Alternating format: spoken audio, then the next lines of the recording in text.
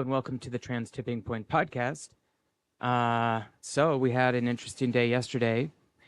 The primaries were yesterday, and unfortunately, all of the right-wing corporate consultant class people won. So it's kind of a rough day for people who support grassroots progressive candidates here in Iowa, although I know that in other states, many progressives are winning. And we're going to be talking about some of that contrast on today's episode. For those who don't know, this is the podcast where we talk about a lot of political issues, including the struggle for trans liberation in the country and indeed around the world. Yesterday, we had an episode about the primaries, and we'll be covering a little bit of that today. But mostly, we're going to be talking about a really important effort that I'd like to launch today called the 5% campaign. So let's get to it and continue to stay tuned to this channel for more great Pride-related content as we go forward. So yesterday was the primaries here in Iowa, as well as a few other states like California and New Jersey. And although California and New Jersey had some good results, Iowa had a bunch of terrible results. For one thing, we lost, Supervisor Matt McCoy lost his race against a corporate and frankly Republican-funded token candidate named John Forbes, who was literally being bankrolled by a Republican dark money PAC, Political Action Committee. And so, Matt McCoy, now that he's lost, I can maybe get into it a little bit more, but, I think that he probably, made some tough calls along the way for the sake of winning some issues and some key priorities of his, and I appreciate that. But those difficult votes he took along the way proved to be somewhat unpopular. I don't really, I'm not going to lose a ton of sleep. I mean, I like Matt. I think it's a shame that he lost. I think that he would have been a better supervisor. But in some ways, his defeat is a little bit more understandable given a couple of the tough votes he had to take than some of the other results. The main result, though, that I'm pissed off about. And by the way, just real quick, shout out to everybody that ran. I know, for example, in my state House race, there was a tightly contested contest between Blake Clyde, Cody Smith, and Yvette Mohammed. And Yvette Mohammed, the worst candidate by far, won. And I know that devastated my other two friends who worked so hard to try to win that. And, I guess it goes to show you that there's something to be said about strategic planning and working. There's a lot of hard work involved, obviously, in running for office, and I'm so proud of the hard work that they did. But I think that this day and age in politics, there's so much about messaging and buying ads and making it seem like you're more popular than you are. There's a lot of these little things that kind of suck about politics. So anyway, that's just another little flavor. But the main one I want to talk about is Zach Wahls versus Josh Turek. Now, as I mentioned yesterday, Josh Turek was running against Zach Wahls. Zach Wahls announced early he wouldn't be supporting Chuck Schumer for the Senate Minority Leader in Washington. Josh Turek, on the other hand, benefited from millions and millions of out-of-state dark money organized by Chuck Schumer and his special interest groups like Vote Vets. They came in and dumped millions on the race in favor of Turek, and so, of course, he ended up winning. Now, the difference between Turek and Wahls is minimal on some issues, but Wahls is way better on the following issues: abortion access, immigration, how we fund our foreign wars like the Israel genocide, and by the way, like, these are marginal differences.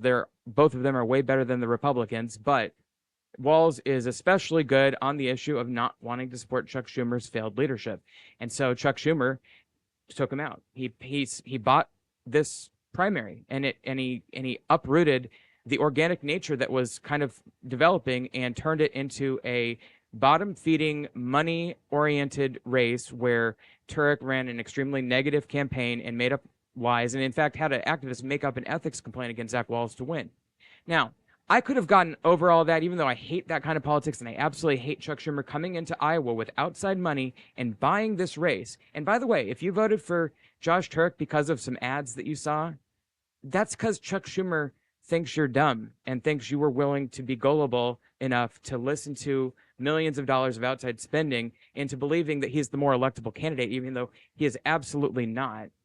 But look, I was willing to get over that and just move on and get behind Josh Turek And then this happened. As polls closed in Iowa, the campaign of Josh Turek, a moderate Democrat running for U.S. Senate, responded to a claim by Ashley Hinson, the Republican candidate, earlier in the day that he was, quote, extreme on gender ideology, unquote, and supported, quote, illegals, unquote, or over Americans, unquote.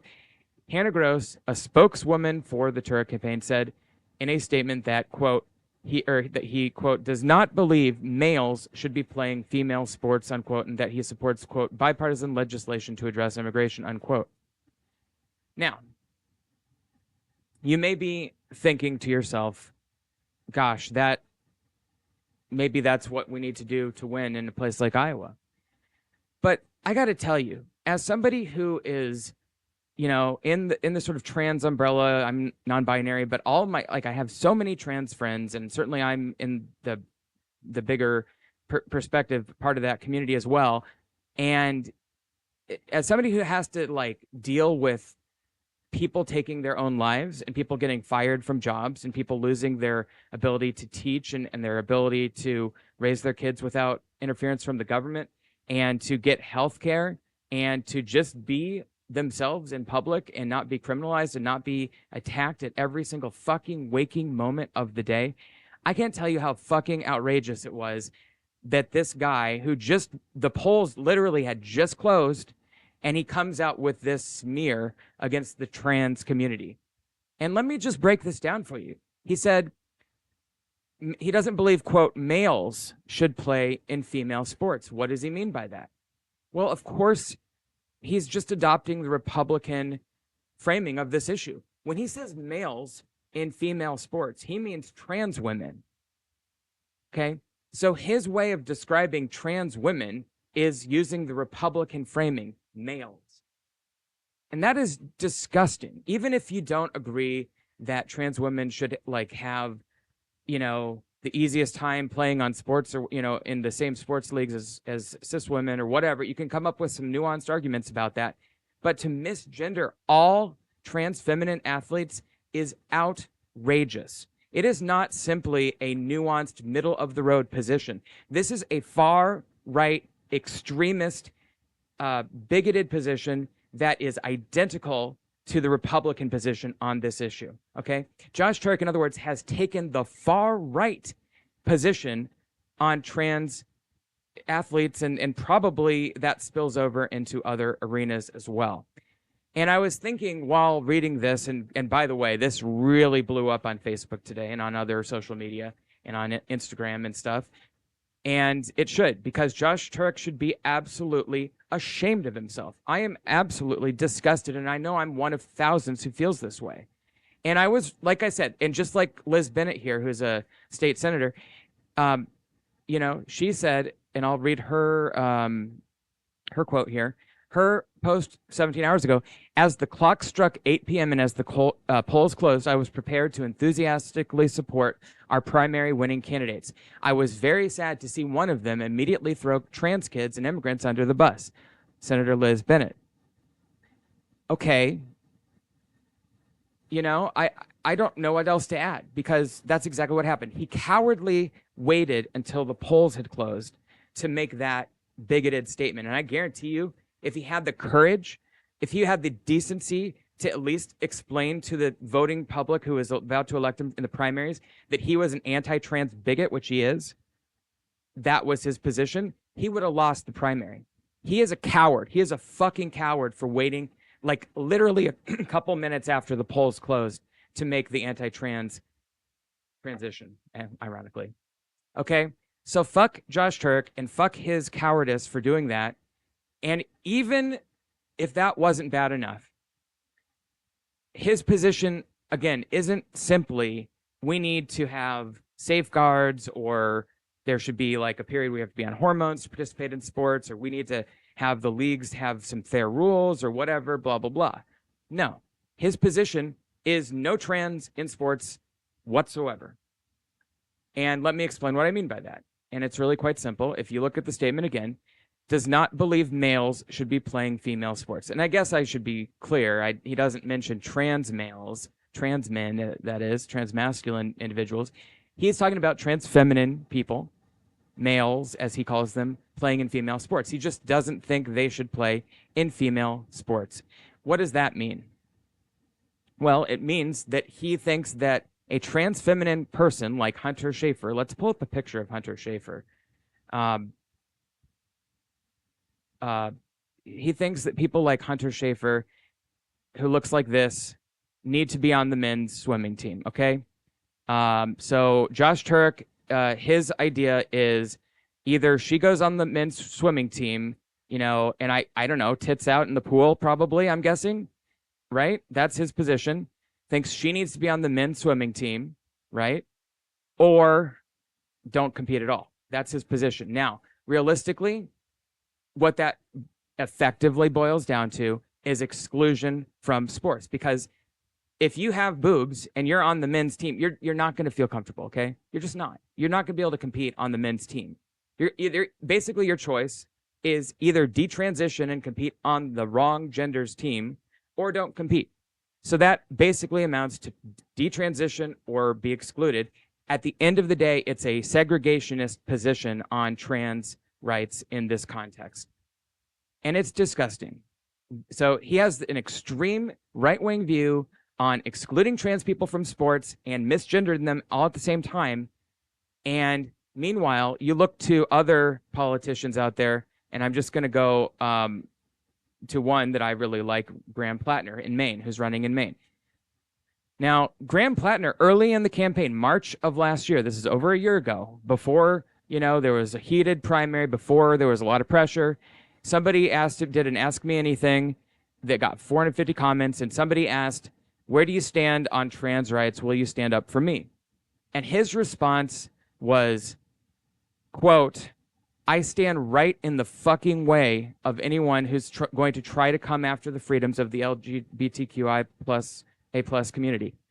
So again, it's not that hard. I'm not saying that it's easy to run a like unabashed 100% pure pro-trans campaign in the state of Iowa. It's not.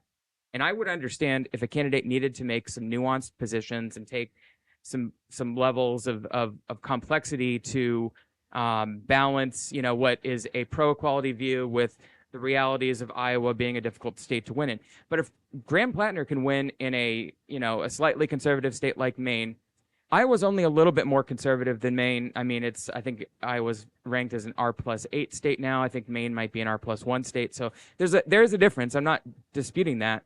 But why can't we have leadership like Graham Plattner? I guarantee you, from a strategic position, let alone a moral position, but just from a strategic position, it is way stronger and way more likable. And even if voters out there don't understand the issue, if you stand up for what you believe in and stand up for people who are being attacked by billionaires in the system, you're going to do a lot better than caving immediately to Republicans and siding with them and adopting their framing of the issues, regardless of anything else.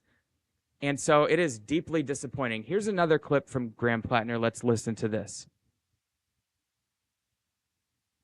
How do you talk about that issue, trans athletes, with, a Maine voter who's like, I don't get this. What's the language you use? It is, this whole campaign is funded by a billionaire, not from Maine. Which campaign? The anti-trans campaign in Maine. It's funded by an out-of-state billionaire to make sure that we have this discussion and we don't talk about raising his taxes. That's why it exists. This doesn't. I think there are like 2 trans kids that compete in high school sports in Maine. There are 40,000 Mainers who are going to lose health care because of the lack of the ACA extension. I'm sorry. One of those things seems very important and real to me. One of them seems like an invented culture war scare to keep people divided. And that's how you win elections, by inventing culture wars. Exactly. So you get the idea. That's the way to respond to that, frankly. And that's what, my friend Keenan Crow said as well. Keenan had a great post on this. It's roughly similar to what Senator Bennett said. Let's just pull that up. and look at that. Keenan, who is, I believe they are a lobbyist for One Iowa, and they said, "Come on, y'all, let's not do this," and posted that as well. And then had a great post today. They said, anyone messaging me telling me I need to shut up about Turek would have their time better spent by reaching out to the to Turek and asking why his first statement after polls closed was to throw trans kids under the bus. Not my fault he did that. He didn't have to. A reasonable response to the Hinson campaign would be, here is Ashley Hinson once again totally focused on culture war nonsense. I'm working hard to make sure you can pay for your bills. Dim candidates should not be repeating Republican culture war framing under any circumstances. That doesn't help us win. And Keenan, they are absolutely right. That does not help us win. That is how we lose. That's how we lose every time, by the way. If you look at the previous Iowa Senate campaigns by Democrats, we didn't lose because like our candidate was too far to the left and talking about like economic populist issues. We lost because corporate DC consultants paid for by Chuck Schumer and his ilk came in and tried to tell Iowans what they wanted to hear, which is this consultant driven, middle of the road, only like one person out of 1,000 meets this model, this magical moderate voter that they're trying to convince. And in the meantime, there's absolutely no consideration for what people are actually angry about. So we don't need this consultant-driven style of politics anymore, frankly. It's pretty disgusting, and it's just demonstrably ineffective. But again, throwing trans kids under the bus, absolutely, absolutely disgusting. Now, if you've been following me at all, and you've seen what I've been posting about this, I said last night, and I stand by this, that it's going to be really hard for me to vote for Josh Turek in the general election. Okay. Now, look, obviously Josh Turek is better than Ashley Hinson on any number of issues, whether it be taxing billionaires or corruption or, even on LGBT rights in a general sense, he is better than Ashley Hinson. But he is not better than Ashley Hinson on trans athletes. Okay. That they're equal on that. And he's going to have to live with that. And frankly, if you're not willing to stand up for trans kids, like the one or two, like Graham Plattner said in Maine, if you're not willing to stand up for the one or two trans kids in the state who want to do sports, who else are you going to throw under the bus? Who else are you going to sacrifice on the altar of pragmatism and corporate consultants to get elected? Okay? I'm going to really struggle. I'm going to try really hard to get there, but I'm going to really struggle to get there. So I announced last night on Facebook that I would be forming a coalition, a campaign, as it were, to encourage Josh Turek to basically do two things. One will be a letter writing campaign. I'm going to encourage my trans friends and my non-binary friends and anybody that's on the trans umbrella, genderqueer spectrum, and including gay people and allies, importantly, to write a concise letter, maybe one or two paragraphs, sign it. If you need to be kept anonymous, we'll have a way of doing that, and distributing it to me. I'm going to be starting something called the 5% campaign, and we're going to collect these letters. I'm hoping to get about 100 of them. We'll see how many we get. And we're going to share these really painful stories with the Turek campaign. I'm going to get letters from trans people who are going to talk about how they got kicked out of their apartment for being trans. And I'm going to get letters from mothers who lost children by taking their own lives because of their trans identity. And you know what? It's going to be so fucking clear that they lost their life because of bigotry like what Josh Turek said yesterday. And I'm not joking. This is 100% serious as you can be. This kind of bullshit bigotry that Josh Turek spouted out of his mouth yesterday is one of the factors in why kids are taking their own lives in this country for being trans, for being who they are.